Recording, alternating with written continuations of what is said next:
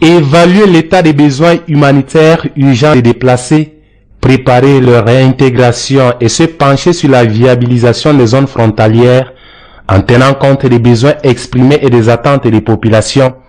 Telles sont quelques-unes des préoccupations qui ont été débattues dans le cadre d'un forum de dialogue organisé par le MINEPAD avec l'appui du PNUD dans le but de renforcer l'assistance des personnes déplacées à cause des conditions d'insécurité et de violence à la frontière entre le Cameroun et le Nigeria. À cet effet, la représentante résidente du Programme des Nations Unies pour le développement PNUD et un parterre de responsables régionaux de la région, des élus locaux, des représentants des communautés déplacées, d'universitaires, d'experts de la commission du bassin du lac Tchad et des représentants de la société civile se sont retrouvés dans la ville de Mokolo pour débattre à ce sujet. Et c'est toute la valeur et l'importance de ces forums. Et ce n'est pas seulement cette fois-ci, dans les deux forums précédents, ça a été une force de proposition et de propositions très concrètes. Ça a été également l'occasion d'écouter ceux qui sont dans cette crise tous les jours, nous parler des problèmes quotidiens qu'ils rencontrent.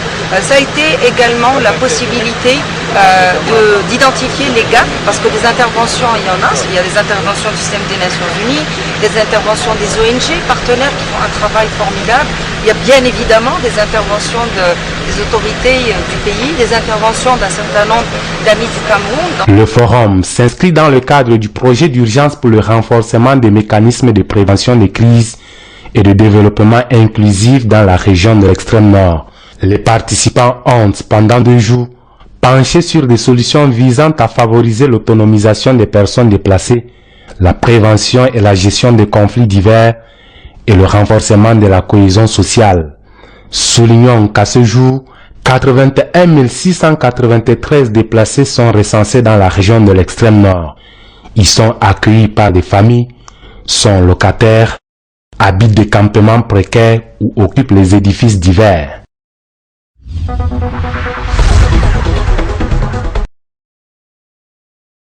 Ce matin à la mosquée du Lamida de Garoua, il est 7 heures, la cour de ce lieu spirituel grouillait de monde. Les musulmans, tous dans un esprit de communion, ont suivi la wassou ou la prêche de l'imam Modibo Diafarou de la grande mosquée de Garoua. La circonstance est ordinaire, mais la programmation en ce moment précis est justifiée. Autour de Sa Majesté Alim Garga Yatou, l'amido de Garoua, le préfet de la Benoué, Mohamedou Haman, le sous-préfet de l'arrondissement de Garoua 1er et les religieux islamiques ont suivi la sourate dite des prophètes du nom de Laïla Toul Gardri, autrement dit la nuit du destin, qui oblige tout bon musulman à passer la nuit en train de prier et louer Allah, le Tout-Puissant, et ce, la dernière fois avant la fête de fin de jeûne, et ne devrait plus lire le Coran. Ce rassemblement était l'occasion pour parler de la paix dans notre pays,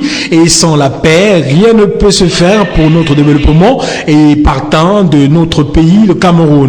Cette nuit de révélation du Coran au prophète Mohammed, l'idéal du comportement des musulmans plus serein, concentré, reste orienté vers une préparation spirituelle que festive.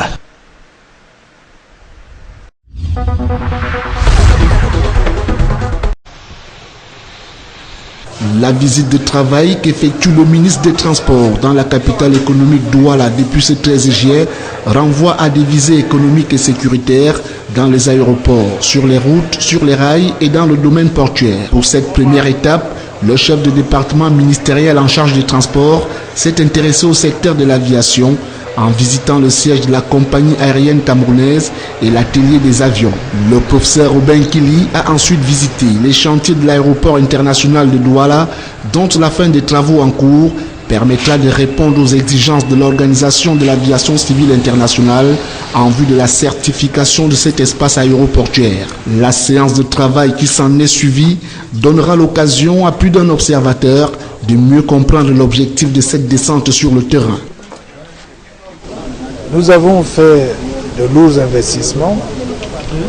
Je dois féliciter l'entreprise qui a été adjudicatrice de ce marché. S'agissant de l'aéroport international de Douala, la certification n'a plus de risque. la certification aura son aboutissement avant la fin de l'année, tel que nous l'a demandé l'OACI et tel que l'a ordonné le président de la République. Pour ce qui est du domaine de la météorologie, le ministre des Transports s'est limité à la visite des locaux de ce centre météorologique national, récemment choisi par les chefs d'État de la CEAC pour abriter le siège du Centre des applications et des prévisions climatologiques de l'Afrique centrale.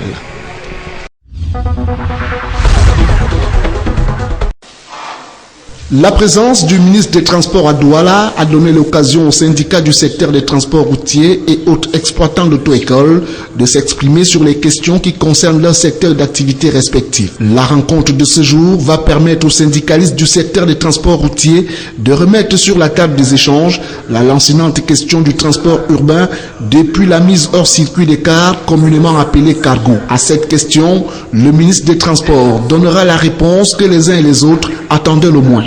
Le mot cargo est péjoratif. Car de transport de 15 à 19 places. Comme partout ailleurs en Afrique, comme à Yaoundé. Le mot cargo prête à confusion. Quand on dit car, on suppose un car en bon état, un car propre avec des freins, des vitres et tout, qui peut transporter des Camerounais en bonne situation. Nous ne pouvons pas accepter que des cercueils roulent en ville.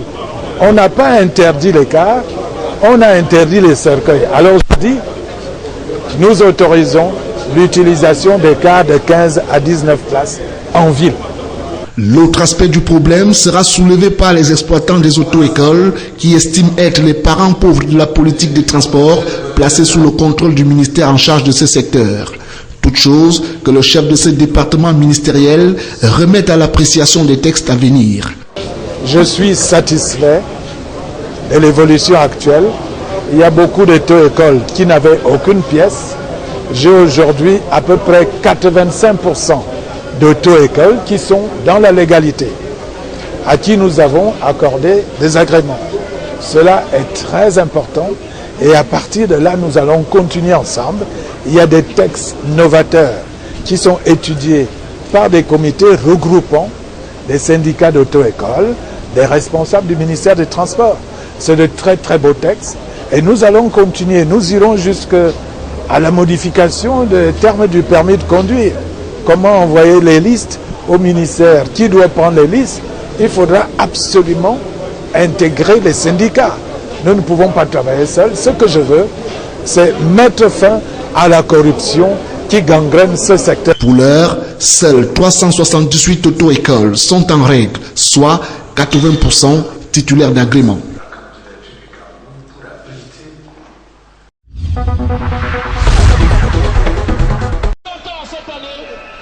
Après 23 journées de championnat, bon nombre de joueurs sont allés chercher fortune ailleurs.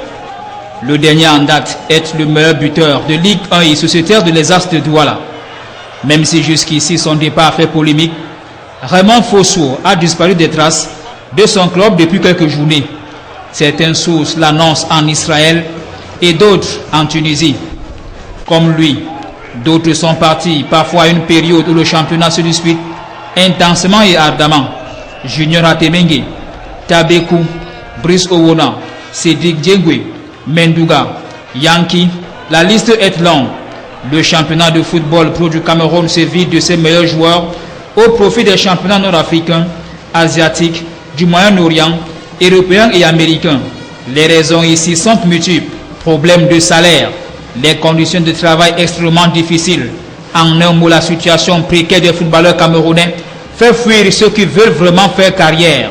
Cette saison sportive, près d'une vingtaine de joueurs sont partis parfois sans crier gare. Près de 4 ans après le lancement du football professionnel au Cameroun, les joueurs camerounais restent amateurs et beaucoup veulent toucher du bout des doigts le professionnalisme